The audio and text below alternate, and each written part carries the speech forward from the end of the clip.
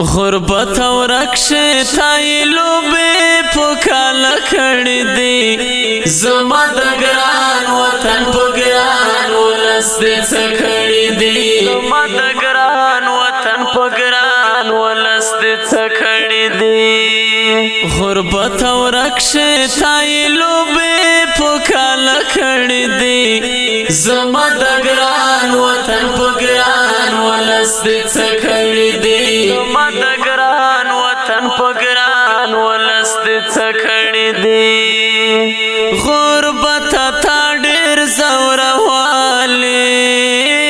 جنګ هم تر ستوني راوستلی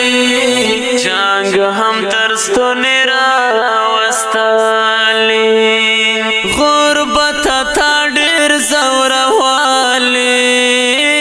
جنګ هم تر ستوني جنگ هم تر ستوني راوستلی د سولې چیغې مو د چملو یو واړه کړی دی زما د ګران وطن په ګران ولس دې څه کړی دی زما د ګران وطن په ګران ولس دې څه کړی دی غربت او رکشه تای لوبې پوکالا کړی دی زما د ګران وطن په ګران ولس دې څه کړی دی زما د ګران وطن په ګران ولس دې څه کړی دی د زندګۍ نه لاس په سر ګرځي پور زور چې نه ګرځي پور زور چې نه ګرځي د زندګۍ نه لاس په سر ګرځي پور زور چې نه ګرځي پور زور چې نه ګرځي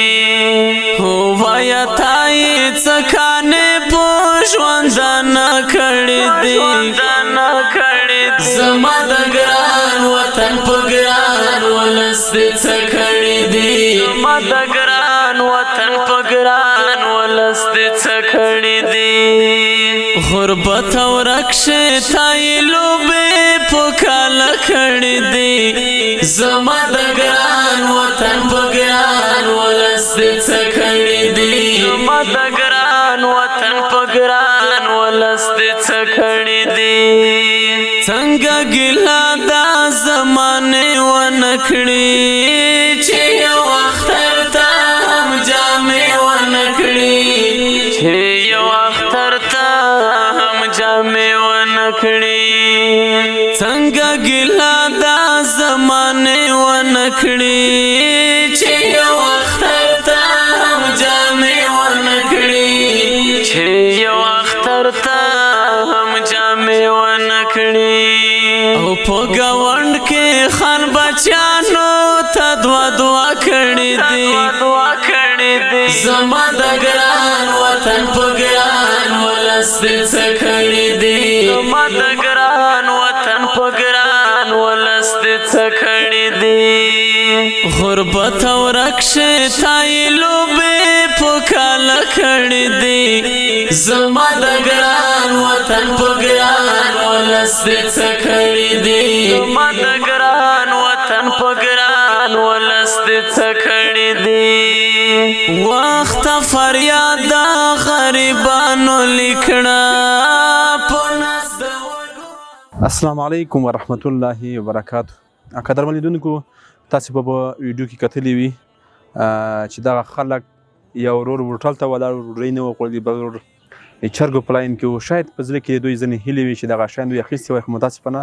دوی نه توانېدل موږ هم چې ولیدل واقعا ویې دردولو نو موږ ته دوی سره نښ کومک وکړو دا چې غربت بیخي ډېر دی او زور یې اخیستی دی نو موږ هم کوشش کوو چې تر مستحقو خلکو کومک ورسوو دوی سره مرسته وکړو دغه کومک موږ سره سویدان راشد یو عربی ورور د هغې کړې وه چې ځانګړې مننه درته کومه کور مو ودان خپرونه په همدغه ځای پای ته رسوو تر بلې خپرونې ښې چارې او ښه وخت هم تر ستوني راوستلی غربت تا ډېر زوروالی جنګ هم تر ستوني راوستلی ګرم تر ستونې راوستلې د سولې چیغې مو د چملو یو واړه کړې دي زما د ګران وطن په ګران ولس دې څه کړې دي